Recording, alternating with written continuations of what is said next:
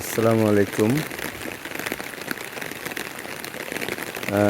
বৃষ্টিটা তো দুপুর এই ধানগুলা একদম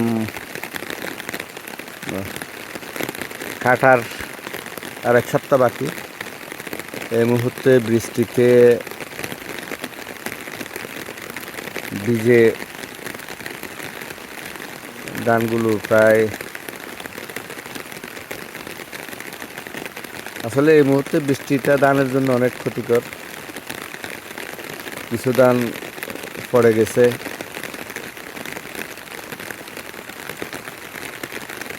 এদিকে অবশ্যই ধানগুলা ছোট বিড়ায় পড়ে নাই। দেখুন ওদিকে হচ্ছে ঘেরে প্রচুর পানি দেখা যাচ্ছে। এখন অনেক বৃষ্টি হচ্ছে।